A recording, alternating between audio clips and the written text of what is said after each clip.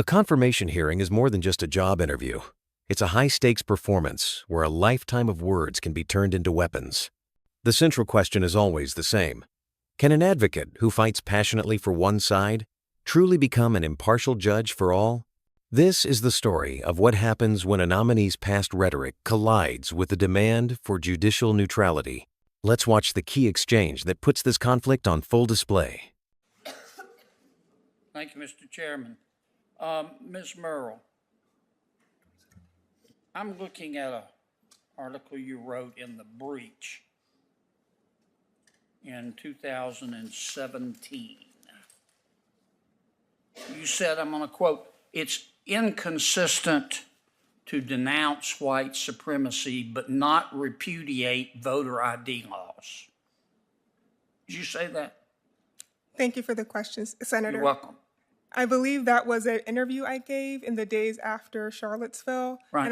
and I believe those statements were it was in my role as an advocate regarding my work representing voters in Alabama challenging. So you didn't mean them as a person? I made them in my role as an advocate. Do you mean them as a person? I'm not asking you in your role as an advocate. Do you believe that if you're against white supremacy, you have to be against voter ID laws? Senator, in my role as an advocate, I have. Ma'am, I'm not asking you about this. It wasn't the case. I'm asking you what you believe, and I don't appreciate you dodging my question.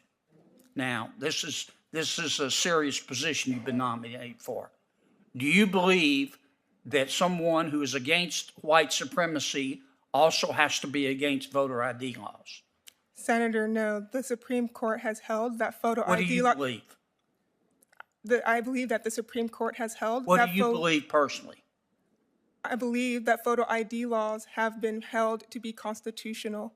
Do you think voter ID laws are appropriate or inappropriate? I believe those are questions that election officials. Do you believe that voter ID laws are appropriate or inappropriate? I believe that photo ID laws have been held to be constitutional. I believe there are cases in which they are. What do you believe? I believe there are cases in which they are What appropriate. do you believe? I also believe there are cases What do you in believe? which they can. What do you believe? Do you Senator, believe? let her answer, please. I'm trying to. We both know what's going on, Mr. Chairman. Let her complete the sentence. Well, let me do my own questioning, Mr. Chairman. I appreciate your help, Professor. Do you believe that voter IDs laws are appropriate or not? I believe there are circumstances where photo ID laws can be constitutionally implemented, and I believe that the Supreme Court has also held that there are circumstances when they would not be constitutionally permitted. Okay. All right, Ms.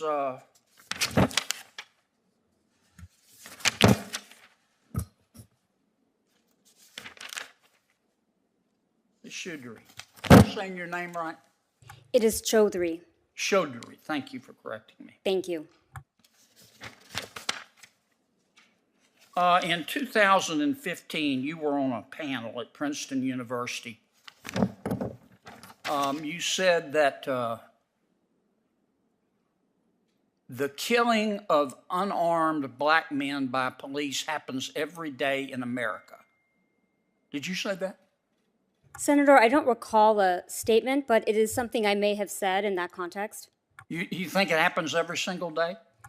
Senator, I believe in that statement, I was making a comment in my role as an advocate, and I was engaging in rhetorical advocacy, which But do you believe that police officers kill unarmed black men every day in America?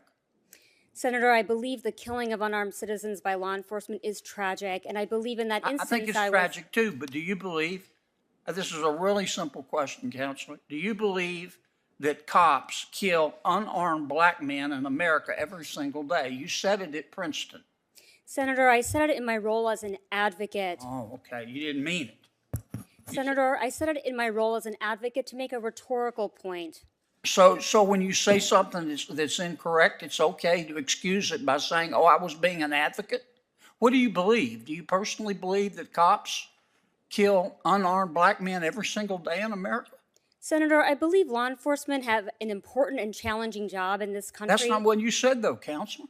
Senator, I say before you here today that I do believe law enforcement have a difficult and challenging job, and I also understand the difference I just between... think that's an extraordinary statement to make with no data to back up.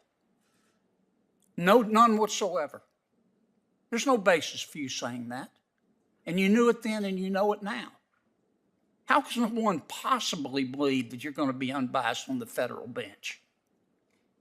Senator, I believe my record shows that I have worked collaboratively with law enforcement in Boston, Chicago, Mississippi, and Milwaukee to solve complex problems to promote constitutional, effective, and safe Your record policing. shows that you believe cops are guilty until proven innocent.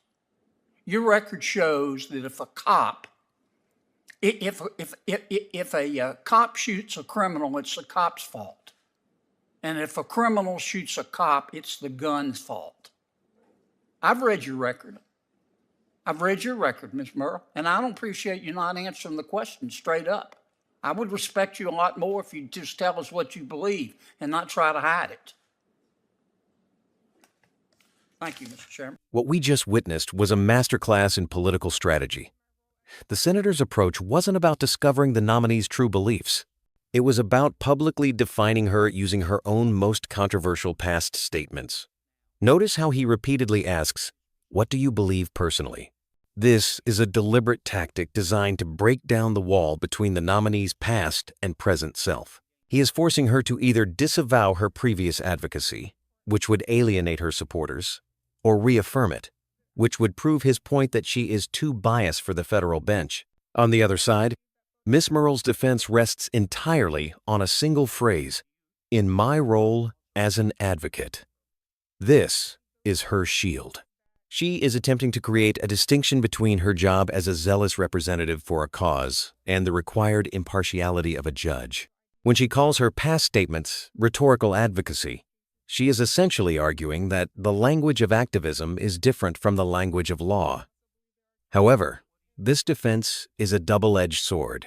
To the senator, it sounds like an admission that she said something she knew was incorrect to make a point, which he immediately uses to question her credibility. The core of this entire exchange highlights three key themes. First, the conflict between advocacy and impartiality. The senator argues, "You are what you've said," and those words reveal a permanent bias. The nominee argues that a person can and must set aside their advocacy to serve in a neutral role. Second, the weaponization of past statements. In the digital age, every article, every panel discussion becomes permanent ammunition for political opponents. And third, this is a clear example of political theater. The senator is not just questioning a nominee, he is performing for his political base, creating a narrative of a tough questioner holding a radical nominee to account. This isn't just about one person's confirmation hearing. It's a window into the escalating political battles over the judiciary. Courts are meant to be the one branch of government that is above the political fray, a place where law, not opinion, reigns supreme. But when confirmation hearings look like this, it reinforces a growing public perception that judges are just politicians in robes. Think of it like this. If you hire a lawyer to represent you, you want a bulldog who will fight exclusively for your side, using every rhetorical tool available. But you wouldn't want that same lawyer to be the referee in your kid's soccer game.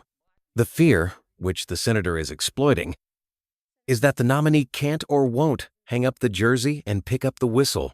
When the public loses faith in the neutrality of the referee, they begin to lose faith in the fairness of the entire game. This erosion of trust in legal and governmental institutions has profound consequences for a stable society. So, what are the key takeaways from all of this? First, the senator's strategy was to paint the nominee as an extremist by locking her into her most controversial past statements. Second, the nominee's defense was to create a firewall between her former role as an advocate and her potential future role as a judge.